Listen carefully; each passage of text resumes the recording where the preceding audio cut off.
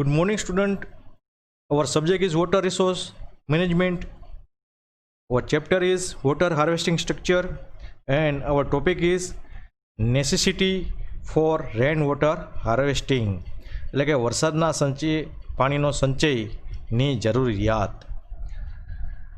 Rainwater harvesting is the storing of rainwater during the monsoon season for the purpose of using it during the period of water scarcity. It is the process used to collecting and the storing rainwater for human use. એટલે કે આપણે જાણીએ છીએ તેમ ચોમાસાના ઋતુ દરમિયાન વરસાદના પાણીનો આપણે સંચય કરવામાં આવે તો એ પાણીનો આપણે જરૂરી પીરિયડ અને પાણીની અછત હોય ત્યારે વાપરી શકીએ છીએ અને હ્યુમન બીંગ્સ માટે ખૂબ જ ઉપયોગી પુરવાર થઈ શકે છે. હવે આપણે જાણીએ તેમ પાણી છે એ મનુષ્યને કુદરત તરફથી મળેલ છે, એ અનમોલ ભેટ છે અને આજ દિવસ સુધી મનુષ્ય છે એ પાણીનું મહત્ત્વ સમજ્યા વિના તેનો બેફામભર્યો ઉપયોગ કરતા આવ્યા છે, એટલે બગાડ કર્યા છે. હવે આપણે કરકસરયુક્ત પાણીનો ઉપયોગ કરવાનો સમય આવી ગયો છે. આપણે જાણીએ છીએ તેમ પૃથ્વીની સપાટી ઉપર 71% જેટલો પાણી છે અને 29 ભાગ છે એ ખુલ્લી જમીન છે. હવે એ પૈકીમાં પણ આપણે જાણીએ છીએ તેમ ખાલી 1% જેટલું પાણી એ આપણે પીવા લાયક છે. રેન water harvesting is the best describe as the techniques by which rainwater is the accumulated and stored with the intention of reusing it during the dry season and when there is a drought. હવે આપણે જાણીએ છીએ તેમ વરસાદ છે આપણા દેશમાં ખૂબ જ અનિયમિત છે. દેશના ઘણા ભાગોમાં વારંવાર દુષ્કાળ પડે છે અને ઘણા ભાગોમાં ફ્લડ આવે છે. ચોમાસાના દરમિયાન આપણે વરસાદના પાણીનો સંચય કરવામાં આવે તો આ પાણી ઉનાળા અને અછતવાળા સમયમાં પીવા અને ઉપયોગ કરવા માટે લઈ શકાય છે. With the rapid climate changes, increase in the global temperature and population growth, there is a scarcity of potable water in our country India. હવે આપણે જાણીએ છીએ તેમ હવામાન ક્લાઇમેટમાં ખૂબ જ ચેન્જ આવે છે, ગ્લોબલ ટેમ્પરેચરમાં વધારો થાય છે, પોપ્યુલેશન એટલે કે વસ્તી વધારો ખૂબ જ જોવા મળે છે અને આપણા દેશોમાં પીવાના પાણીની અછત જોવા મળે છે. હવે આપણે એક અભ્યાસ પ્રમાણે જોવા મળ્યું કે પહેલાંના સમયમાં આપણે 30 લાખ જેટલા તળાવો હતા, એમાં દિલ્હીમાં 350 તળાવ હતા અને દેશના 5 લાખ ગામડામાં દરેક ગામડામાં આપણે જોઈએ તો સરેરાશ 5 થી 7 તળાવો હતા. હવે દિવસે ને દિવસે તળાવોની સંખ્યા ઓછી થતી જાય છે. હવે રાજસ્થાનનો અલવર વિસ્તાર છે એ ડાર્ક ઝોન ગણાતો હતો અને ત્યાં પાણીની ખૂબ જ તંગી હતી અને અહીં એનજીઓએ લોક ભાગીદારીથી ઘણા બધા તળાવો બનાવ્યા, જેમાં હાલમાં આપણે અલવરમાં પાણીની કોઈ સમસ્યા જ નથી. The gradual falling of the water levels are a cause of the serious concern, not only because it leads to storage of usable water. હવે દિન પ્રતિદિન છે આપણા વોટર ટેબલમાં ઘટાડો થાય છે, ભૂગર્ભ જળનું પાણી છે એનું સ્તર આપણે નીચું જતું જાય છે અને જે પીવા લાયક છે, વાપરવા લાયક પાણી છે એની ખૂબ જ આપણે તંગી આપણે જોઈએ છીએ. Save water is fall on surface of land without wasting it. એટલે કે જે ચોમાસા દરમિયાન આપણે પાણી સરફેસ ઉપર આવે છે તેનો આપણે મેક્સિમમ બચાવ કરીએ અને એને વેસ્ટ જતું અટકાવીએ તે માટેની અત્યારના સમયમાં એટલે કે વરસાદના પાણીનો સંચય કરવાની ખૂબ જ જરૂરિયાત ઊભી થઈ છે. Benefit of the rain water harvesting એટલે કે રેન વોટર હાર્વેસ્ટિંગ કરવાના ફાયદા શું? અવેલેબિલિટી ઓફ ડ્રિંકિંગ વોટર એટલે કે જો આપણે વરસાદના પાણીનો સંચય કરવામાં આવે તો આપણે પીવાલાયક પાણી છે એ બચાવી શકીએ છીએ, સ્ટોકમાં રાખી શકીએ છીએ.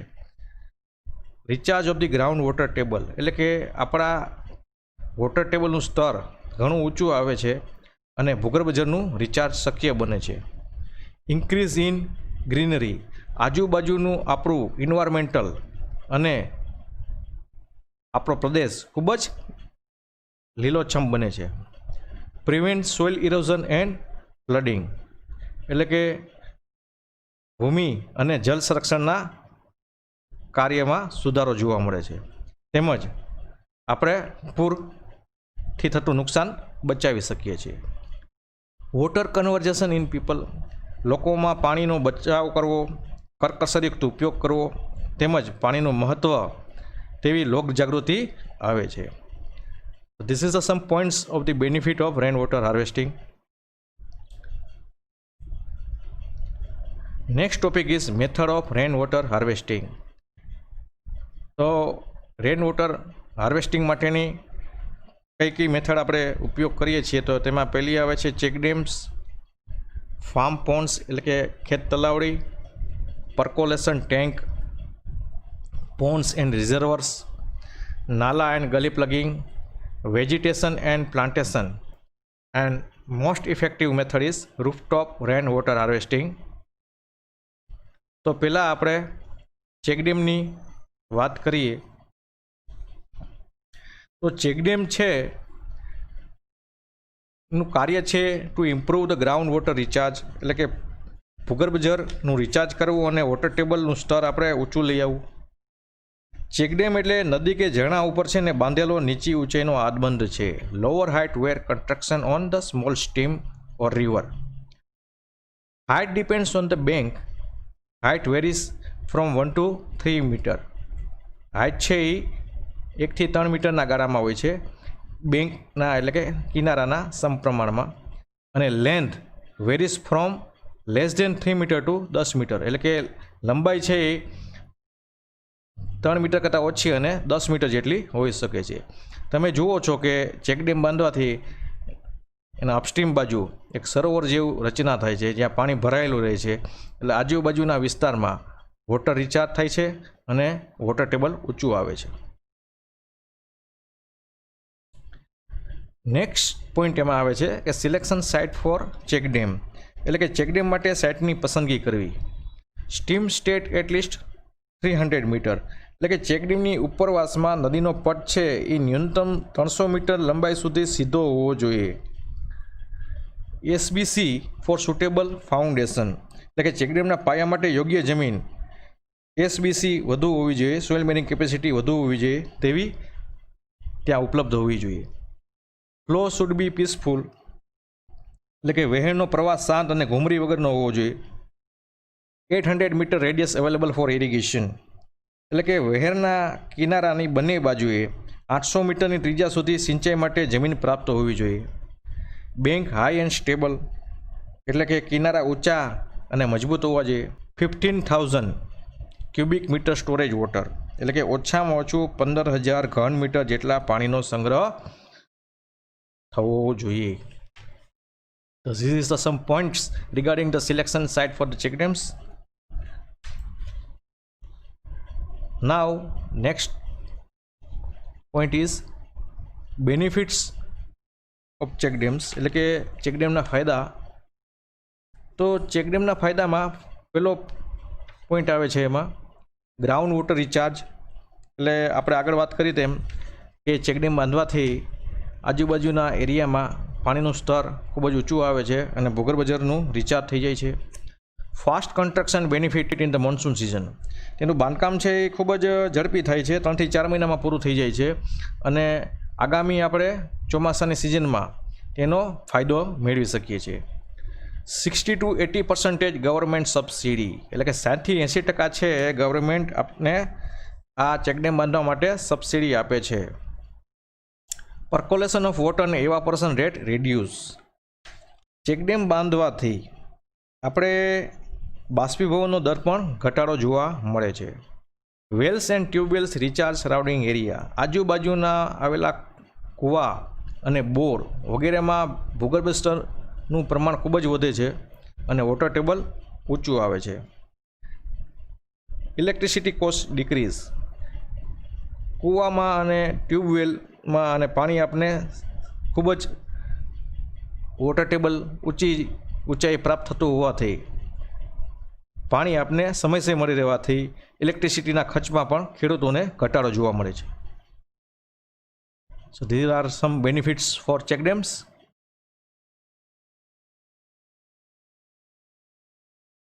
નેક્સ્ટ એમાં પોઈન્ટ આવે છે ફાર્મ પોન્ડ્સ એટલે કે ખેત તલાવડી. હવે ખેત તલાવડી છે એ ખેતરમાં અમુક આપણે નકામી જગ્યા પડી હોય ત્યાં 15 બાય 20 મીટરની સાઇઝમાં આપણે બાંધી શકીએ છીએ. તે સપાટ પણ હોય છે અને સ્ટેપવાળા પગથિયાવાળી પણ આપણે બનાવી શકીએ છીએ. તેની ઊંડાઈ છે 1.5 to 2 મીટર ડીપ, એટલે કે 1.5 થી 2 મીટર જેટલી ઊંડી હોય છે. ફોર વેરી લિટલ ટ્રીટમેન્ટ, એમાં બહુ ખાસ ટ્રીટમેન્ટ કરવાની જરૂર હોતી નથી અને સામાન્ય રીતે બનાવી શકીએ છીએ. આ પાણી છે એ ધીમે ધીમે ઇન્ફિલ્ટ્રેશન થાય અને વોટર ટેબલ ઊંચું લેવામાં આપણને મદદ કરે છે. ને એમાં જ ખેતરમાં આવેલા કૂવા અને બોરમાં વોટર ટેબલ ઊંચું આવવામાં થોડીક આપણને મદદરૂપ થાય છે.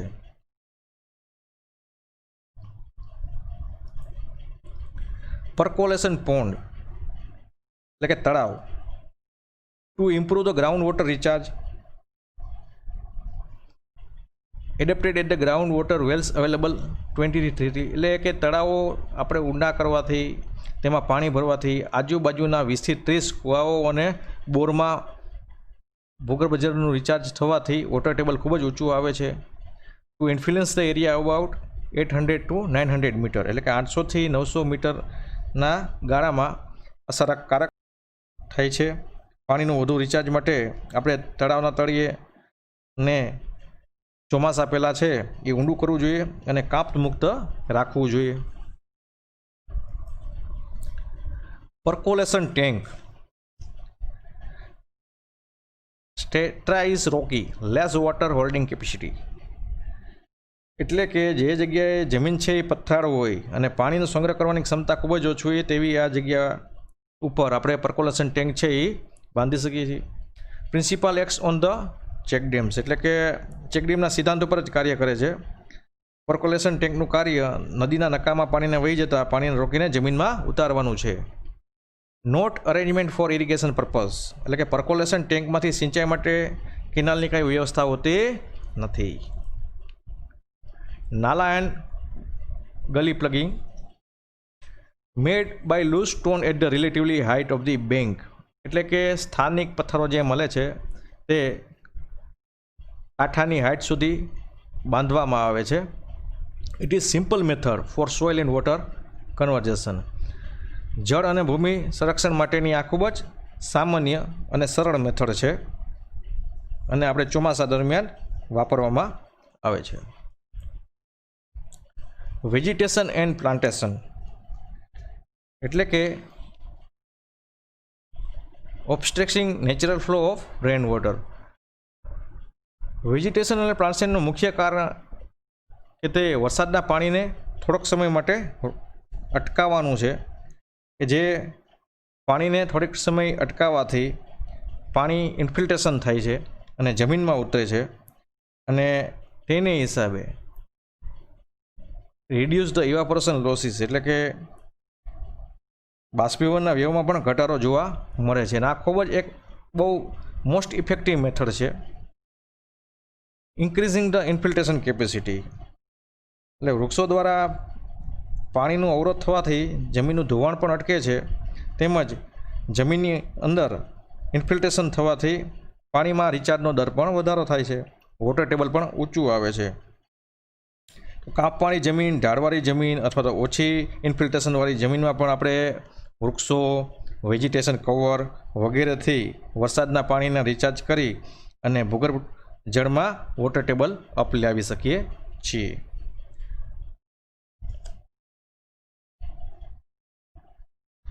તો થેન્ક યુ સ્ટુડન્ટ. આ વરસાદના પાણીના સંચયની થોડીક પદ્ધતિ આપણે સમજ્યા, એની જરૂરિયાત સમજ્યા